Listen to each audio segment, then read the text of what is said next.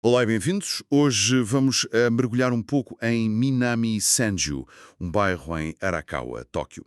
As fontes que temos descrevem-no como um sítio de contrastes assim bastante surpreendentes.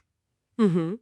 Temos connosco uma série de documentos históricos, artigos mais recentes sobre a zona, notas de guias locais, até transcrições de vídeo. É uma mistura interessante. Sim, e o nosso objetivo é, pronto, explorar estas camadas de história que às vezes são bem densas e tentar descobrir aquelas joias escondidas, sabe? As que não costumam aparecer nos guias.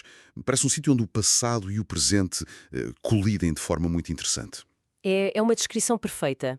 Minami Sanju tem raízes muito profundas. Lá no período Edo, fazia parte da Senju-shuku, Há uma cidade-posto, não é? na Nikokaido. Exato. E não era uma shukoba qualquer, era mesmo uma das maiores. E tinha uma vantagem estratégica. Não era só um ponto crucial para quem viajava por terra, mas também para o transporte fluvial. Pelo rio Sumida, que na altura era o Arakawa principal. Precisamente. E depois, claro, com a modernização, Meiji tornou-se um centro industrial e, mais recentemente, pronto, passou por uma grande requalificação urbana. Há zonas que hoje têm uma cara completamente nova. Interessante essa dupla função original, terra e rio. Mas as fontes também falam de um lado, bem, mais sombrio nesse passado Edo. Não falam alguma coisa relacionada com execuções? Sim, inevitavelmente, muito perto da estação atual de Minami Senju, ficava o campo de execuções de Kozukapara. Kozukapara. Sim, era um dos dois principais locais de execução pública de Edo. O outro era Suzugamori. Certo. E a localização, quer dizer, não era escolhida ao acaso. Ficava tecnicamente fora dos limites da cidade, mas mesmo à beira da Nikokaido, uma estrada muito movimentada. Para toda a gente ver, imagino, como dissuasão. Lá está. A ideia era que a visão das execuções servisse de exemplo de dissuasão. Era uma prática bem brutal, mas comum na época, não é? Imagino o impacto. Eu li sobre uma ponte associada a isto, a Namidabashi, a Ponte das Lágrimas. Ah, sim. Já não existe, pois não, mas o local seria ali perto do cruzamento da velha Nikokaido com a linha do elétrico Toden Arakawa. Exatamente aí. Chamavam-lhe assim porque era o ponto da última despedida, o último adeus entre os condenados e as famílias. Que nome pesado! Sim, um nome carregado de emoção e que perdura na memória da zona, mesmo sem a ponte física. E essa memória liga-se diretamente a um templo ali perto, o Eko-in de Minami Senju. Um ramo do Eko-in de Ryogoku. Isso mesmo, do mais famoso. E a sua fundação teve um propósito muito específico: acolher e, pronto, rezar pelas almas dos executados em Kozukapara e também de outras pessoas que morriam sem família, sem ninguém que reclamasse os corpos. E parece que neste Eko-in estão sepultadas figuras bastante conhecidas. Há uma história curiosa sobre a sepultura de um ladrão, não é? O Nezumi Kuzo Jirokichi. Ah, o famoso Nezumi Kuzo. Sim, o lendário ladrão cavalheiro de Edo. A sepultura dele é, olha, extremamente popular. A série? Sim, existe a crença de que raspar um bocadinho da pedra e guardar o pó traz sorte no jogo ou, ironia das ironias, ajuda a não ser apanhado pela polícia. Não acredito. Que curioso. É fascinante como esta figura, assim, ambígua, se tornou quase um santo popular. Mas não é a única figura histórica lá sepultada. Encontramos também intelectuais importantes como Yoshida Shoin e Hashimoto Sanai. Ah, eles foram vítimas da Purga Anseios, certo? Exatamente, ambos. Uma repressão política do shogunato contra opositores, já no fim do período Edo. Uma purga política. Isso acrescenta outra camada bem sombria à história do local. Mas mencionou algo ainda mais inesperado, ligado a este cemitério, relacionado com medicina. Sim, e para mim este é um dos detalhes mais fascinantes e se calhar menos conhecidos de Minami Sanju. É o Kansou Kinenhi, o monumento à observação de órgãos. Observação de órgãos. Sim, isto remonta a 1771. Dois médicos, Sujita Genpaku e Maeno Ryotaku, estavam a traduzir um livro de anatomia holandês muito complexo, o Kaitai Shinshu. Certo. E para confirmarem a precisão das ilustrações, das descrições, conseguiram permissão para assistir a autópsias. Autópsias feitas nos corpos dos executados em Kozukapara. A sério? Assistir a autópsias naquela época e ainda por cima de executados. Isso deve ter sido, Quer dizer, foi mesmo revolucionário e, imagino, bastante chocante. Sem dúvida. Foi um momento absolutamente crucial. A observação direta confirmou que o livro holandês estava correto. Deu-lhes a confiança para publicar a tradução. E essa tradução mudou tudo. Exatamente. O Kaitai Shinshou transformou radicalmente o conhecimento médico no Japão, introduziu a anatomia ocidental. E pensar que essa confirmação aconteceu ali, à margem do campo de execuções, é incrível. Mostra como até os aspectos mais negros da sociedade podiam quase sem querer impulsionar avanços notáveis. O monumento celebra precisamente esse momento. Incrível mesmo.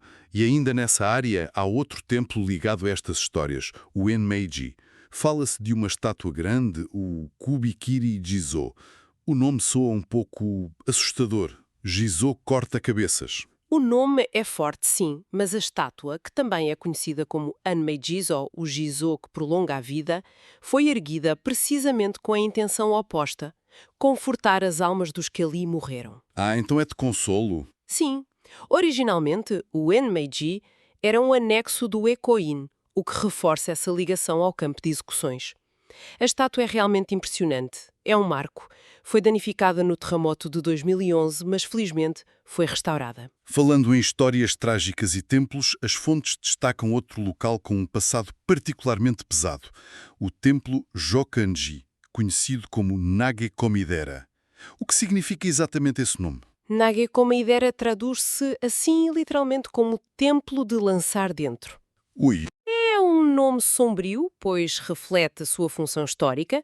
Era o principal local de enterro para as cortesãs do famoso bairro de Yoshiwara, especialmente as que morriam sem dinheiro ou família para lhes pagar um funeral decente. e então os corpos eram... Eram muitas vezes simplesmente lançados, tirados para valas comuns no terreno do templo. Que destino terrível. Li que a situação ficou ainda pior depois do grande terremoto de Anzei, em 1855, que devastou Yoshiwara. Exatamente. O terremoto causou imensas mortes no bairro do Prazer. Sem forma de identificar ou reclamar muitos dos corpos, um número enorme de vítimas foi levado à pressa para o Jokanji. Que horror. As fontes relatam a compaixão do abade da época, que realizou cerimônias memoriais por estas mulheres, apesar de tudo. A Shin Yoshiwara Soreito, uma torre memorial, está hoje no templo como testemunho dessa tragédia. E este lugar atraiu a atenção de escritores, como Nagai Kafu. Sim, o escritor Nagai Kafu sentia uma ligação muito forte a este templo e à história das cortesãs. Visitava-o frequentemente e até deixou um monumento com um poema seu. Um poema que capta bem a dualidade do sítio: inferno em vida, terra pura após a morte. Uau! As estimativas sugerem que mais de 20 mil mulheres foram enterradas aqui e a idade média de morte era terrivelmente jovem, à volta dos 21, 22 anos. É um local que, convida a uma reflexão profunda. É impressionante como estas histórias de sofrimento e morte estão tão presentes. Mas essa não é a única identidade de Minami Senju, pois não.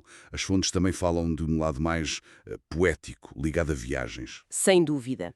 E talvez a mais famosa dessas viagens tenha começado precisamente aqui. Em 1689, o grande mestre de haiku, Matsuo Basho, Baixou, claro. que imortalizou na obra Oku no Osomichi, o caminho estreito para o interior. O famoso Oku no Osomichi. Ele terá chegado de barco pelo rio Sumida, desembarcando perto da ponte Senju-Ohashi, antes de começar a longa caminhada. E foi aqui que ele escreveu aquele haiku de partida tão conhecido. Algo sobre a primavera, pássaros a chorar e lágrimas nos olhos dos peixes. Esse mesmo, o Yatate Hajime, a primeira escrita da viagem, Yukuharu ya Tori Nakiu no meu Anamida. Que lindo e triste ao mesmo tempo. Uma tradução possível seria a primavera que se vai, os pássaros choram e lágrimas nos olhos dos peixes. Capta de forma magistral a melancolia da despedida, a empatia entre a emoção humana e a natureza naquele momento. Sente-se quase a hesitação, a tristeza de deixar o mundo conhecido para trás. Para quem se interessa por Basho, parece que há locais específicos para visitar por ali. Vi referências a uma estátua e a um monumento com o haiku. Onde é que podemos encontrá-los? Sim, são como pequenos tesouros para os fãs. À saída oeste da estação JR, Minami Senju, há uma estátua de bronze de Basho, feita por Hirano Sentry. Retrata-o pronto para a jornada. Ah, que bom. E no Santuário Susanoo, que não fica muito longe, existe um monumento em pedra com o haiku gravado e um baixo relevo do poeta. São ótimos pontos para sentir essa ligação. E a ponte onde ele desembarcou, a Senju Ohashi, ainda existe. Bem, a ponte atual não é a original do tempo de Basho, claro. A primeira ponte sobre o rio Arakawa, como era chamado na altura, foi mandada construir por Tokugawa Ieyasu, lá em 1594. Uau, tão antiga. É que vemos hoje é uma estrutura de aço, já da era Showa, meados do século XX. Mas o local em si, pronto, mantém todo o significado histórico. E a vista hoje é curiosa, mistura a paisagem do rio com a modernidade da Tokyo Skytree ao fundo. Há também um sítio onde se pode, alegadamente, comer como Basho, o Basho Sharyo. Isso mesmo. O local ocupa o espaço onde antigamente existia o Saichuan, uma estalagem onde se diz que Basho passou 17 dias a planear a viagem. A sério? Sim, e hoje oferecem uma refeição chamada Keishoku-zen, inspirada nos escritos do poeta sobre comida simples de viagem. Para os mais dedicados, há também um evento anual, a 16 de maio, o Roku Hotaru Bikai. E atrás do santuário Susanoo, há uma pequena plataforma de observação, a Basho Miharashidai, para contemplar a paisagem que o inspirou. Fascinante como este bairro junta histórias tão diferentes. Execuções, poesia, partidas. E depois veio a era industrial, certo? A localização junto ao rio deve ter sido novamente crucial. Absolutamente. A combinação do acesso fluvial para transporte de materiais e a proximidade a Tóquio fizeram de Minami-Senju um local ideal para a industrialização na era Meiji. O marco foi a fundação da Senju Seijujo em 1879. A fábrica de lã? Exato, a primeira fábrica de lã gerida pelo Estado no Japão. Era essencial para produzir o tecido rachaba para os uniformes militares e policiais do novo Japão moderno. Foi um símbolo do esforço de modernização industrial. Uma fábrica estatal de lã. E o que resta dela hoje? As fontes mencionam que o local teve outras vidas depois. Sim, a fábrica foi muito importante durante décadas, mas entrou em declínio depois da Segunda Guerra Mundial. Acabou por fechar nos anos 60. O terreno foi vendido e, curiosamente, durante uns anos, albergou o Estádio de Tóquio, casa de equipas profissionais de beisebol. Beisebol. Que mudança! Pois foi. Hoje, se for lá, encontra a esquadra da polícia de Minami-Senju, instalações desportivas, uma escola técnica. A paisagem mudou completamente. Mas há algum vestígio visível dessa época? Um tesouro escondido? Mas é preciso estar atento para o encontrar. Numa zona residencial ali ao lado, preservou-se um pequeno fragmento do muro original de tijolo vermelho da fábrica. Ah, que interessante. É um testemunho discreto, mas poderoso, da passagem do tempo. Perto dali há também uma estátua de Inoue Shozo, o primeiro diretor da fábrica.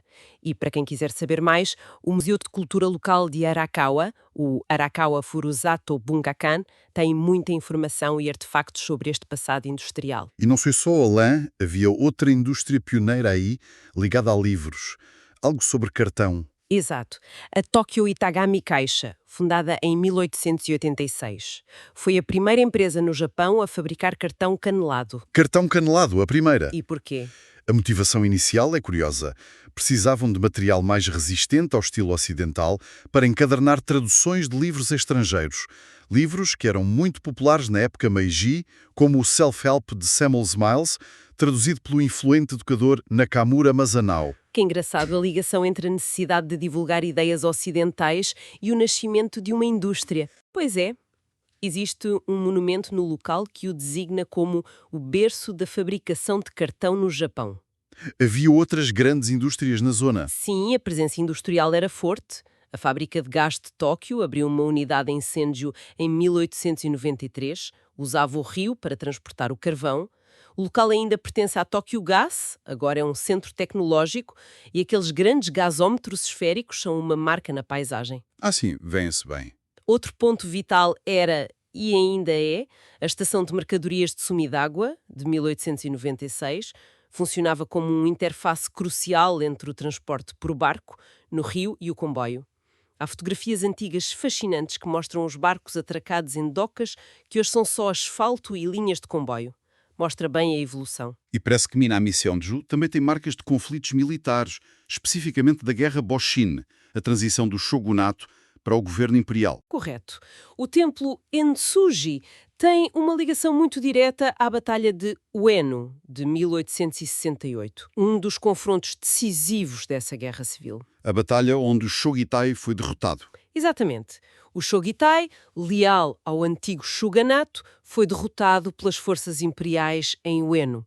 Numa altura em que era perigoso mostrar simpatia pelos derrotados, o abade do Ensuji teve a coragem de recolher os corpos de muitos soldados do Shogitai e dar-lhes um enterro digno no templo.